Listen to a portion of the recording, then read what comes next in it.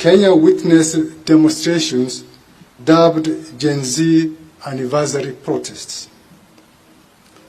While some citizens turned out peacefully to exercise their constitutional rights to assemble and express dissent, a well-coordinated network of criminal actors infiltrated and hijacked these demonstrations. These criminals came out with the sole intention to cause chaos, loot, destroy lives and property, with a clear, coordinated agenda to forcibly enter lawfully protected areas and destroy government installations. We acknowledge with deep sorrow that these events resulted into the loss of innocent lives. We extend our heartfelt condolences to the families who have unfortunately and regrettably lost their loved ones. Law enforcement officers suffered significant harm while protecting genuine protesters, property, and maintaining law and order, with at least 11 officers sustaining serious injuries, some life-threatening.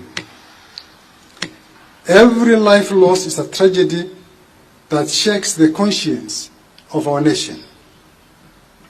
We mourn with you and we remain committed to ensuring that justice is not only done, but is seen to be done.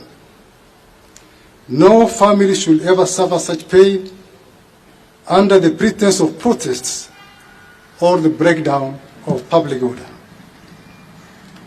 We confirm that what began as peaceful civic education in certain parts of the country quickly devolved into orchestrated violence. Intelligence and arrest records revealed that some individuals with specific instructions to attack public institutions and security installations were ferried in unmarked vehicles from particular areas that security agencies are currently looking into. Our investigations have unearthed a series of deeply troubling incidents.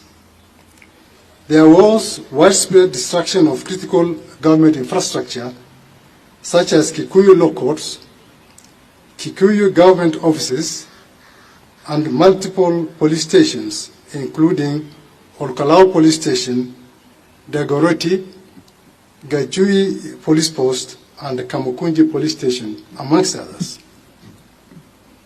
Several firearms and police equipment were stolen during these attacks, and disturbingly, some of these weapons have already been used in violent robberies last night within Naivasha Police Station area.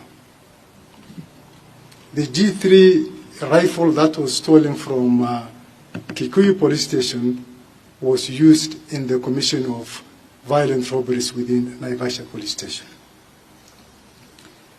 A grenade launcher, 4 guns, and other police equipment, including uniforms and anti-riot gear stolen, have so far been recovered and the perpetrators apprehended. Businesses, both public and private, were not spared either. Notably, several wholesale and retail outlets within the Nairobi CBD, Kitengela, Dagoretti, Naivasha, and Nyeri, amongst others, were brazenly looted and vandalized. Automated teller machines were violently broken into and millions of shillings stolen in the midst of the chaos. In addition, we received credible reports of assault and sexual violence committed by criminals who had earlier infiltrated the demonstrations, further compounding the gravity of the situation. On June On June 26, 2025, Nduyunjeru Police Station in North Kinangop sub-county experienced a very, very violent incident where approximately 400 armed individuals stormed the facility, demanding the release of 4 prisoners arrested earlier on for theft of stock.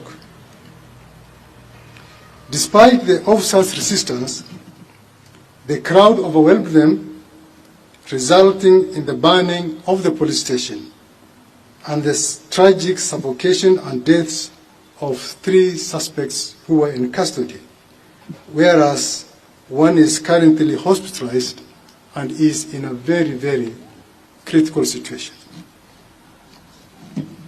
This incident, while not directly linked to the events of June 25th, reflects the ongoing momentum of violence against police stations in the country,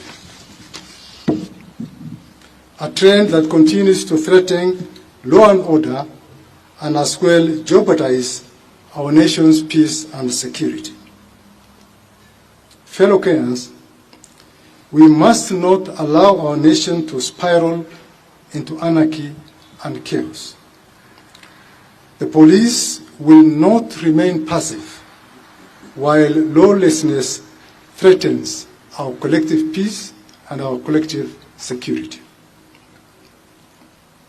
As of today, 485 individuals have been arrested in connection to what happened on June 25th. Of these, 448 have already been charged in court and 37 remain under active investigation, some pending further custodial hearings. The charges range from murder, terrorism, rape, gang rape, arson, obstruction of police officers while on duty, breaking and stealing, robbery and as well robberies with violence, stealing from locked motor vehicles, incitement to violence, handling stolen goods, malicious damage to property, and possession of illegal firearms. Further investigations, including statements obtained from those arrested suspects, reveal a deliberate and well-funded plot to incite chaos, civil unrest, and widespread anarchy under the guise of public protest. Evidence indicates that individuals were strategically mobilized and transported, particularly into Nairobi, from various parts of the country, not to express their legitimate grievances, but to execute a well-coordinated agenda of disruption and violence. These actions were not by any means spontaneous. They were orchestrated, and we are actively pursuing the key planners, the mobilizers, the financiers, and the facilitators behind this scheme, and they will be brought to justice very soon. The complaints we have received from across the country draw a clear and troubling line between lawful protest and outright criminality. While some youthful protesters joined the demonstration in good faith, some individuals tragically, even some who had marched peacefully, later turned on fellow Kenyans.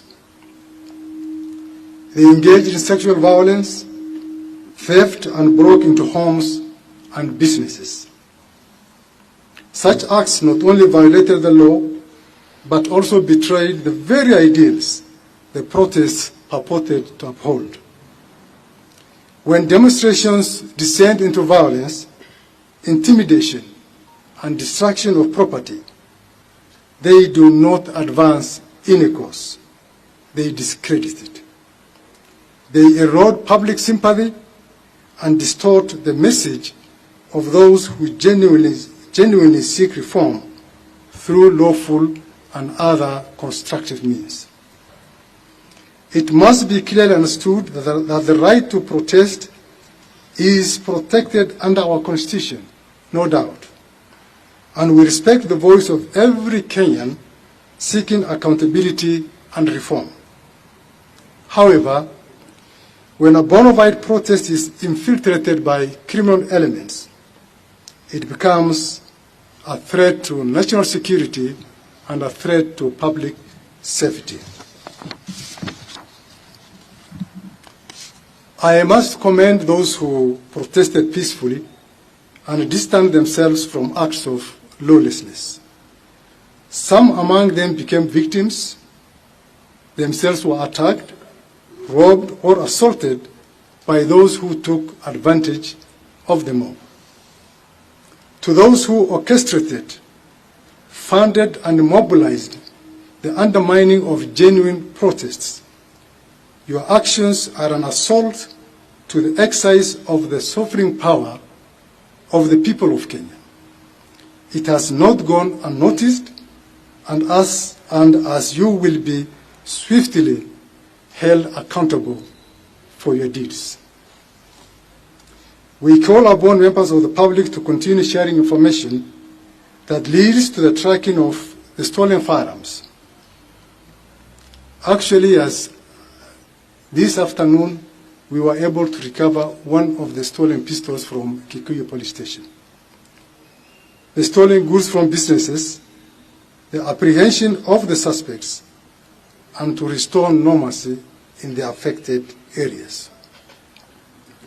We also call upon all the victims of the vagaries, those whose shops were looted, property destroyed, and who are yet to report to the police station to come over and report to the police station so that they will be able to assist in the investigations.